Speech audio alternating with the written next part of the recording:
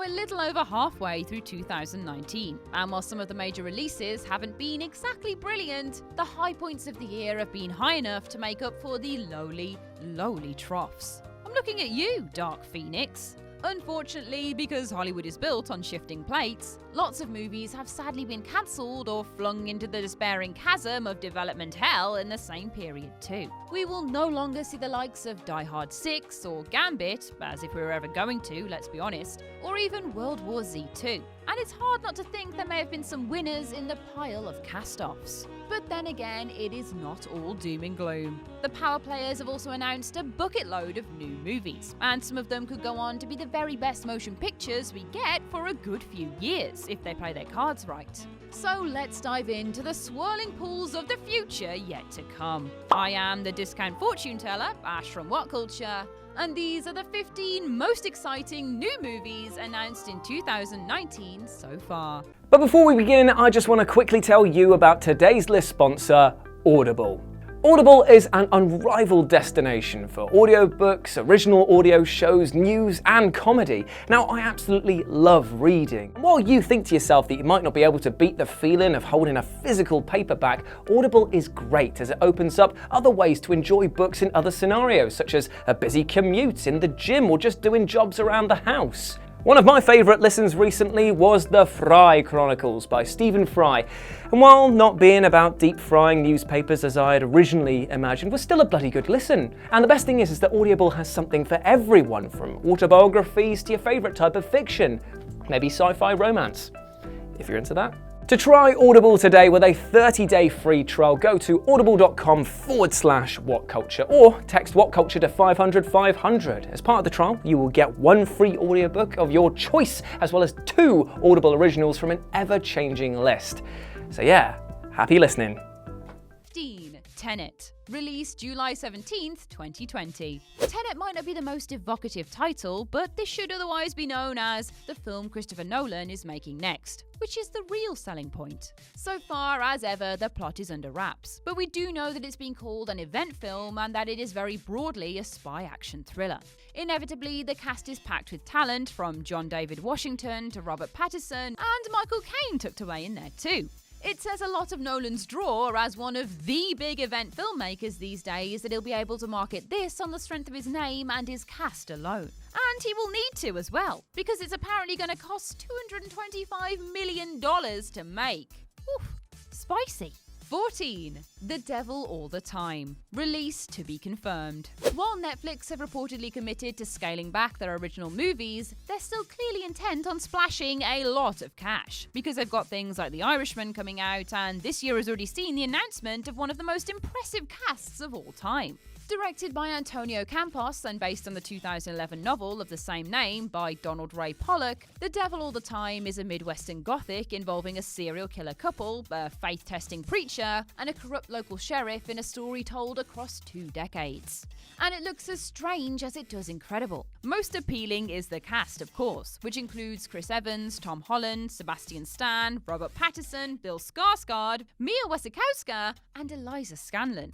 13. Mission Impossible 7 and 8, released 2021 and 2022. Few movie franchises can claim to get consistently better as they progress into the high-numbered sequels, but Tom Cruise's Mission Impossible movies are an exception to the usual trends. Defying the usual effects of gravity on franchise longevity, just as much as Cruise is ignoring the traditional ravages of age, the 6th chapter in the series, Fallout, was truly great.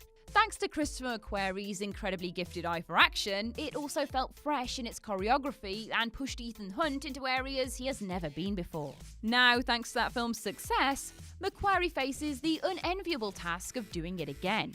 Twice. The director announced early in 2019 that he is going to be tackling the 7th and 8th chapters in Hunt's sprawling story, which will be shot back-to-back and will release a year apart starting in 2021.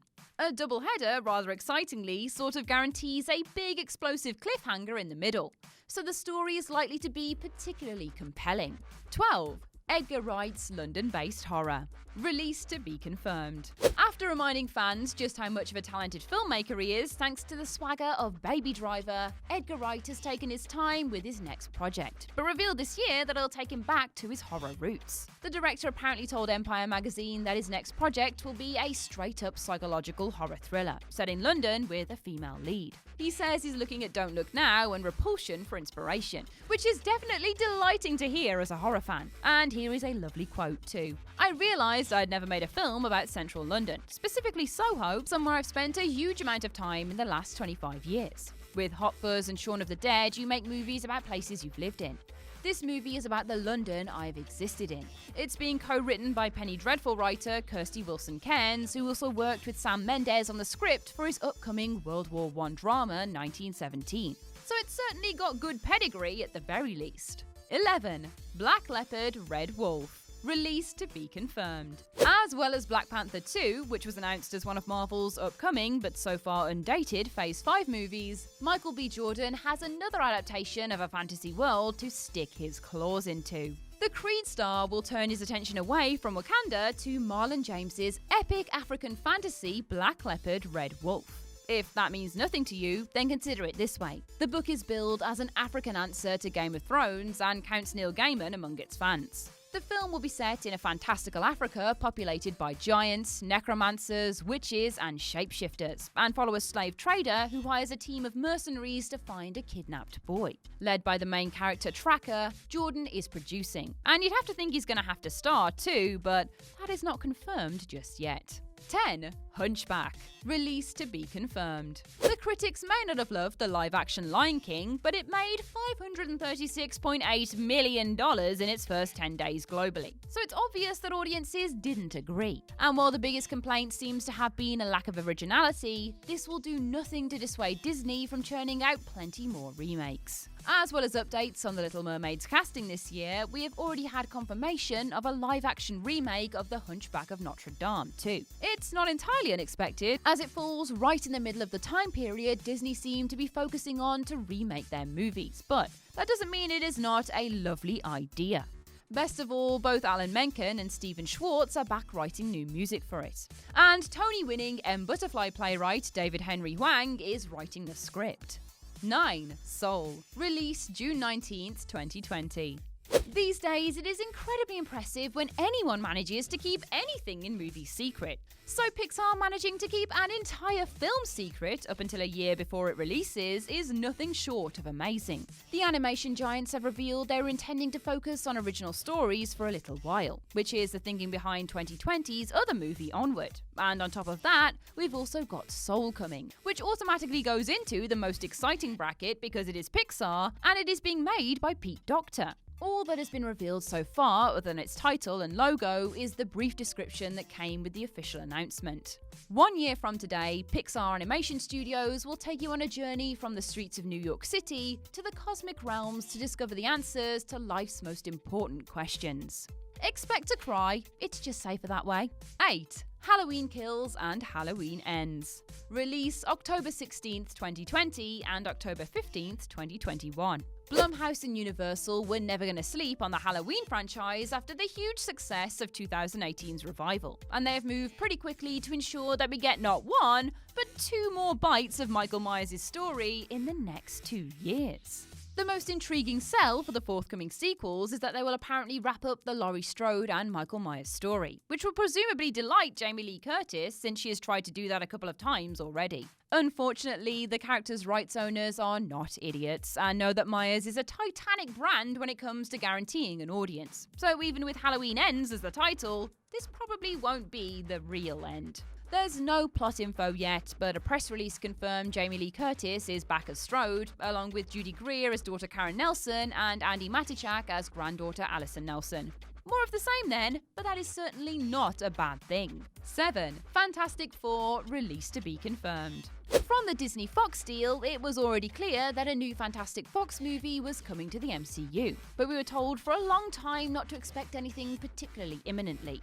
In fact, it felt like we were being told not to expect too much at all. But then Kevin Feige pulled off a throwaway shock right at the end of the panel in Hall H by mentioning the Fantastic Four, as well as vaguely mentioning mutants, as one of the group of movies in production that he had no time to actively discuss. There's no release date, no story, and no casting news yet. But the fact that he's mentioned the film at all suggests it is going to be coming before the end of Phase 5, which is presumed to be the end of 2023. This is very much a huge opportunity for Marvel to undo the sins of the past committed in the first family's name on screen. And it is good to hear Feige saying the film will put them back on a level they deserve.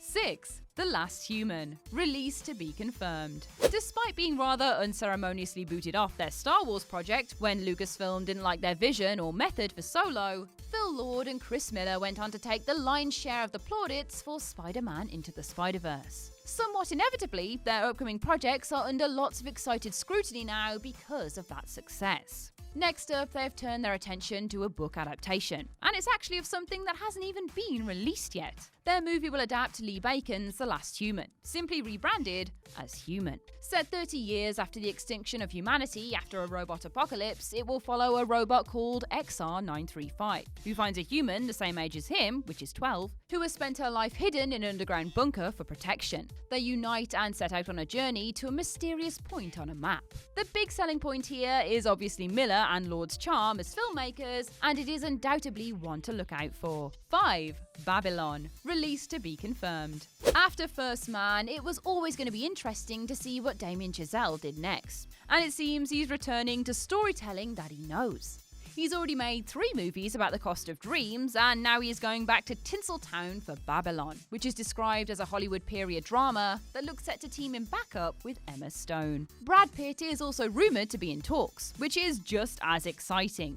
The story is set to take place on the verge of the film industry's adoption of sound, so the same period as The Artist. And given Hollywood's fascination with telling its own story, this one is likely to pick up Oscar attention as well. It's not a musical, but if Giselle can capture some of his La La Land magic, which it's always going to be compared to, it will be wonderful.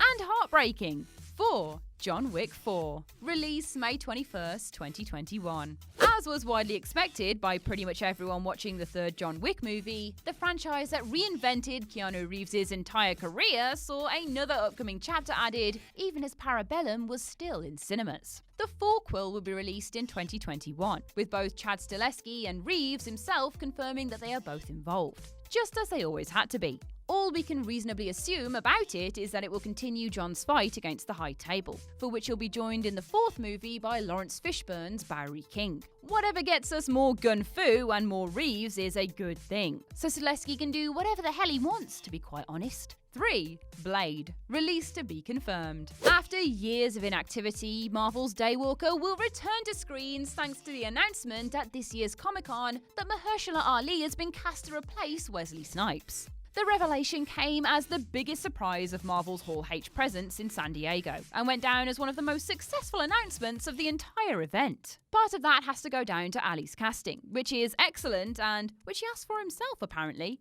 Whilst it's also proof that the character, and comic book vampires as a whole, remains an enduringly popular one despite how mediocre Blade Trinity was. It has Snipes' blessing, but no release date yet, other than a vague suggestion it's coming in Marvel's Phase 5, which puts it somewhere between 2022 and 2023. 2. Ghostbusters 3. Release summer 2020. After years of speculation, it looked like Dan Aykroyd had to give up on his desire of making a straight sequel to Ghostbusters 2 when Sony decided to make the all-female reboot in 2016. Unfortunately, that film was not what a lot of people would have hoped, and its financial performance meant plans for sequels ended with it.